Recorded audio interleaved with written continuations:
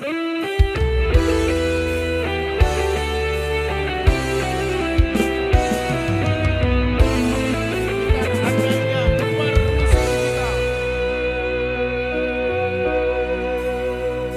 pandang-pandang adik dari seberang, cantik juga rupamu sungguh menawan. Bolehkah abang bertanya, apa adik ada yang punya? Jika belum, ku ingin nyatakan cinta.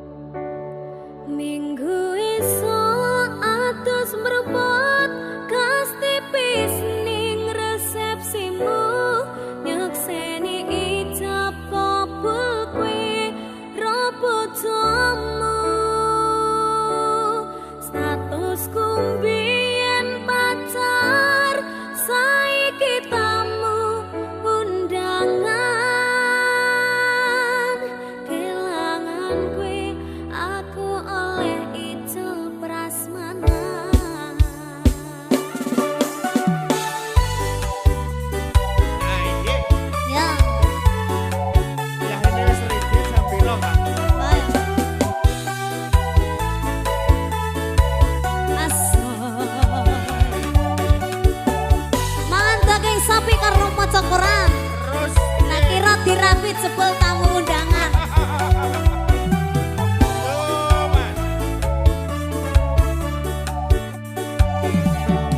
Rasane bingung isih ra percaya, telung sasi wingi aku isih pacarmu. Sepul saiki ana wong liya, rasa sedih pengen nangis tapi kok wagu.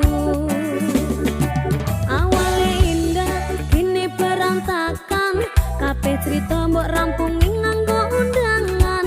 Aku gagah teko ning resepsinan, kowe sesandingan tak tinggal nyanyi dangdutan. Aku ngerti yen atiku mung monggo rekreasi.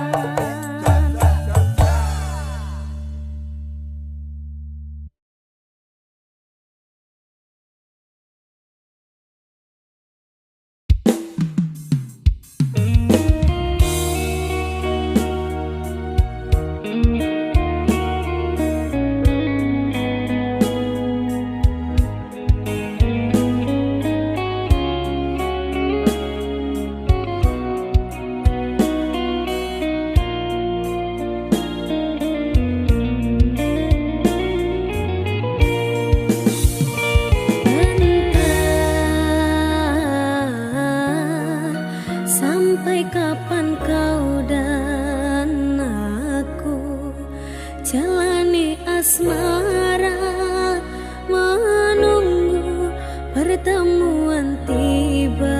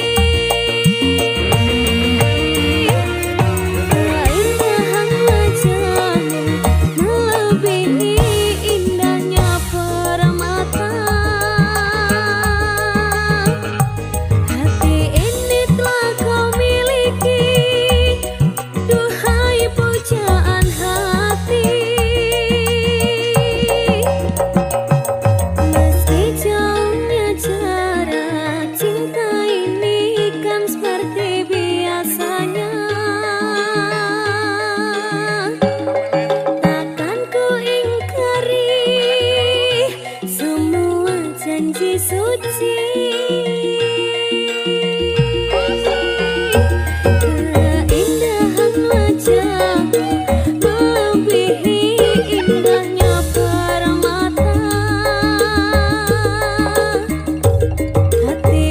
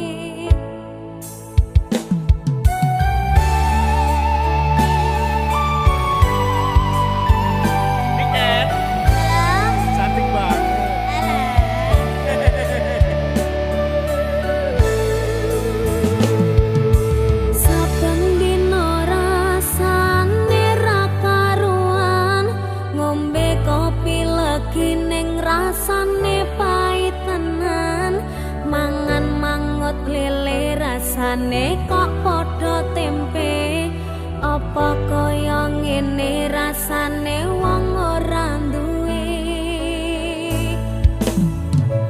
Cintaku mbok ya sampun le nesu, nesu kabeh iso rasah kudu nganggo matu duwe manan paras bagus mundak beda karo atimu. Rungokno tembangan manisku.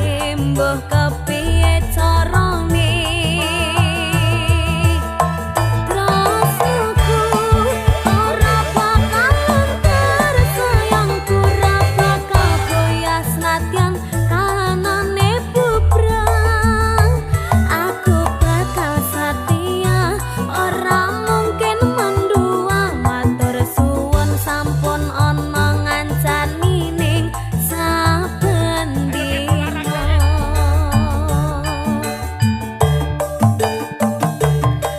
sayang ngapuntani saestu yen dereng saged nuruti apa karepmu tapi ojo sumelang ana dina liyane bakal tak upayake mbah kepiye carane rasku ora bakalan tersayangku ora bakal goyah senajan kahanane bubrah aku bakal setia ora mungkin manduang matur suwun sampun ono ngancani ning saben dina aku bakal setia ora mungkin manduang matur suwun sampun ono ngancani ning saben dina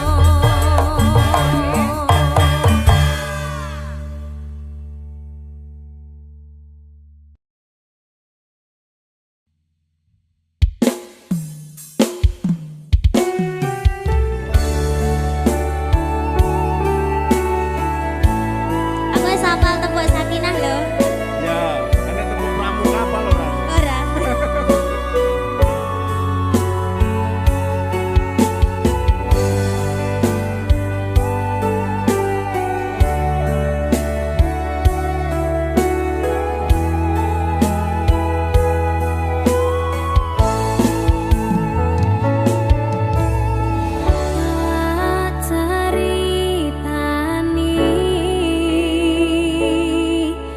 cerita sing paling larani nalika bapak lunga ninggalke keluarga nelongso nanging kudu tak terima sing gawe tambah lara wong tuwa ana kaya ra ana ngendi kasih sayange sing kaya cah liyane bapak ibu bingung dhewe-dhewe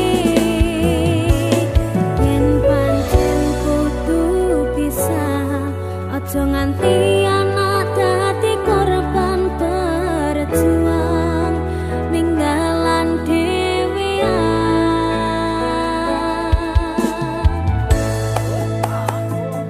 ora ana sing njaluk dilahirke nang keluarga sing kaya ngene tak tampa panane kabeh kahanane yen pancen ngene iki takdire kudu iso kuat gangungane mergo ra disangga wong tuwane kudu iso ngadeg dhewe ra moco kelane ngene men anak sing rusak omahe Rian, halo tembung Sakinah apal kok. kabar Lah mau ngecane kuwi kapan? kapan Dipikir sih, egone wong tua abot. oh iya apa meneh lagu iki Ayo, kaya lagu iki lho. kaya kisahku Alah, meneh kabeh kisahku kabeh.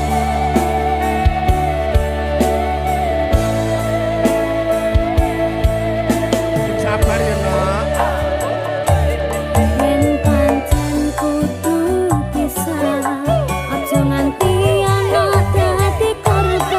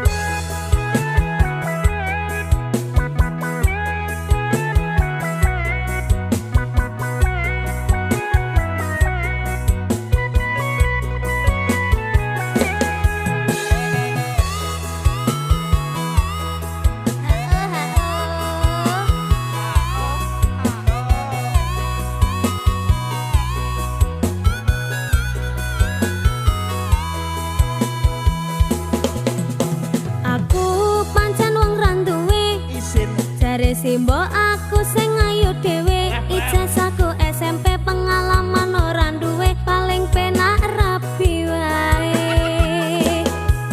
Aku rapi, aku kenal Jawa, irunge rada sempok, setengah tua, iki awak lagi bosok, raleh duwe saka simbok, pengen nyambel renek Lombok. Kamu cakep bikin aku penasaran, oh ya kayak artis yang turun dari sedan. Aku pusing karena selalu mikirin, ku bawakan dukun dari Magetan, Magetan ora mempan. Kadukun Jombang ora mempan. Kadukun Ngawi saya edan. Aku bunuh diri mangan duren satu litek, menek power sak nyeploke, enek bocah ganteng dhewe gawerene tak rapine. Pertamanya aku nggak mengerti kenapa ditangkap Pak Polisi, digebukin setengah mati, disuruh ngakuin barang bukti. Masalahnya karena narkotika, heroin, putau dan sabu-sabu. Wajahku dipotret wartawan sehingga fotoku masuk koran. Jangan bung, jangan menghisap sabu, larangan agama. Jangan bung, jangan membajak lagu, larangan negara.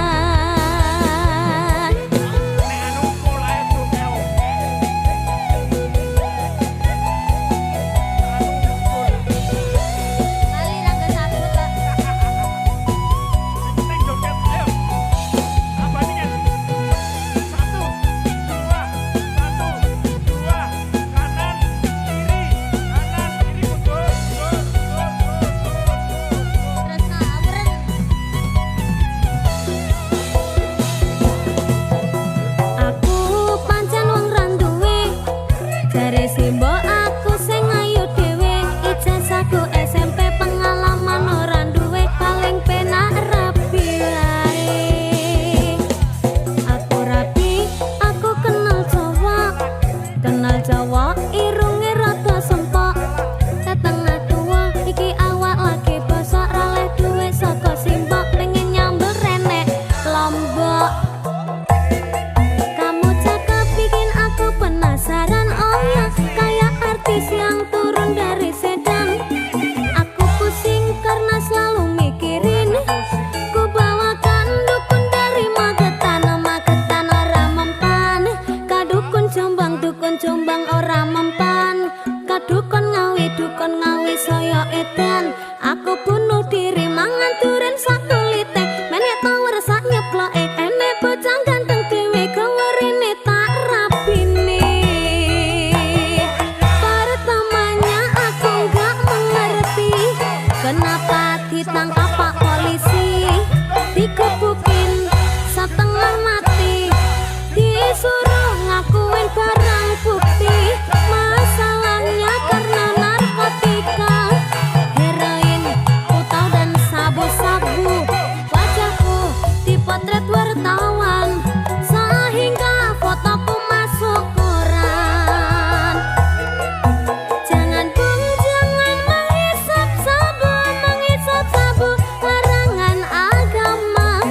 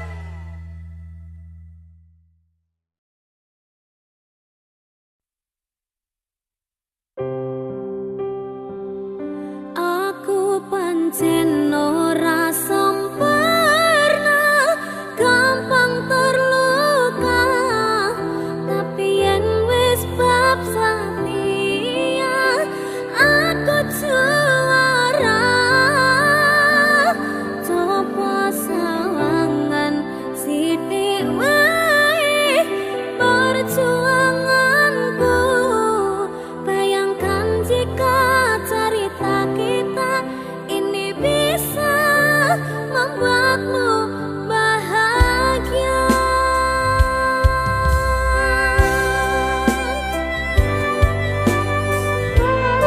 Lupa.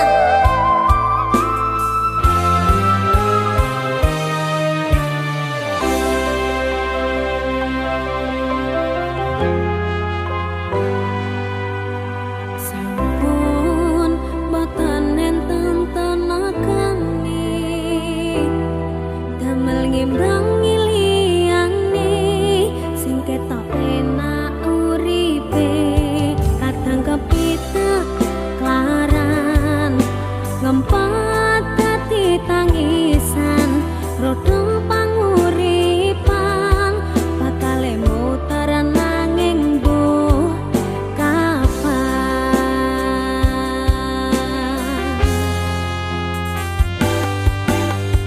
Oh, to sing pengen kaya ngene